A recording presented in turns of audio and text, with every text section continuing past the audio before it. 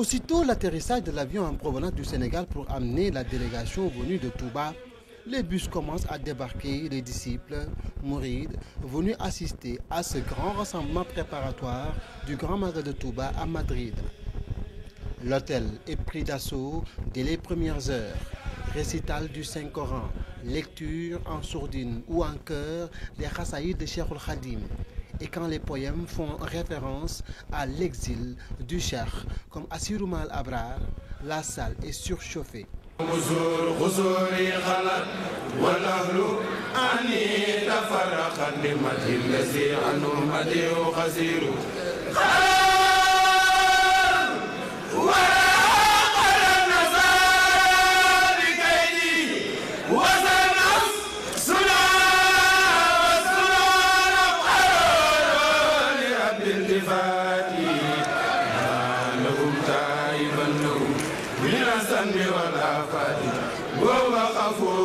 Une salle archi-comble, assise jusque dans ses couloirs, coins et recoins. Un public tenu en haleine pendant 8 heures d'horloge par des conférenciers. Il n'y a que le Magal de Touba et les enseignements de Cheikh Ahmadou Bamba qui peuvent si longtemps préoccuper autant les disciples. Mais aussi une autre motivation, la présence en nombre si élevé et très représentatif de la famille de Khadimou Rassoul, conduite par Serigne Bassirou Abdou Khadre jusqu'à Madrid. Et sous le ndigal du khalife général des Mourides, Serigne Cheikh Sidi Mokhtar Mbacké, qui a lui-même réitéré la recommandation de venir sensibiliser la diaspora sur le Magal, comme l'a rappelé Serigne Bassirou Abdou Khadre. Nous voulions d'abord permettre aux talibés qui sont ici en Espagne de pouvoir vivre avant l'heure le Magal et de pouvoir bénéficier des enseignements de Cheikh Ahmadou Bamba. Et nous voulions également permettre à toute la communauté européenne, comme nous l'avions fait à Paris, comme nous l'avions fait donc à Milan, et permettre donc à ceux qui ne sont pas mourides et de pouvoir quand même connaître Cheikh Ahmadou Bamba et notamment la Magal de Touba.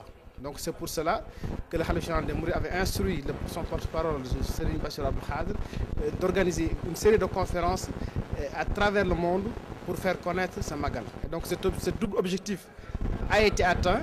Les référents des deux conférenciers, le docteur Khadim Sylla et Moustapha Diatara, le conservateur de la bibliothèque Cheikhoul Khadim, sont Massalikul Jinan pour dénoncer les dérives et les agressions dont est victime la Mouridia, avec la banalisation du statut de cheikh, dira Serigne Moustapha Diatara.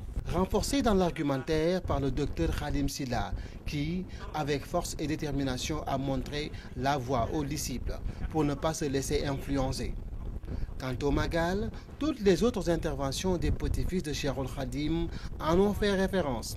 C'est le cas avec Serigne Fallou Ibn Serigne Mourtada, qui est revenu sur le respect des recommandations divines. La présence de ce fils de Serigne Mourtada est comme une caution morale pour toute initiative tenue auprès de la communauté mouride de la diaspora, a rappelé Serigne Bassirou Abdou Khadre. Le khalife sait pertinemment qu'il faut de temps en temps venir auprès des talibés, leur rappeler les recommandations divines qui doivent être exécutées conformément à la sunna du prophète Mohammed sallallahu alayhi wa sallam. Je pense que c'est un jour très important pour nous les Mourides, parce que Cheikh Ahmadou Bamba a rappelé que tout ce qu'il a eu, il a eu grâce à ce voyage qu'il a eu à effectuer dans l'océan. Dieu a voulu élever mon grade et je dois être l'intercesseur de mon peuple, des miens, et je dois être aussi le serviteur du prophète. Ainsi, le signal semble être donné pour un Magal réussi où toute la communauté mouride de la diaspora est mobilisée pour la célébration de la 118e édition du Grand Magal de Touba, le départ en exil de Cheikh Ahmadou Bamba.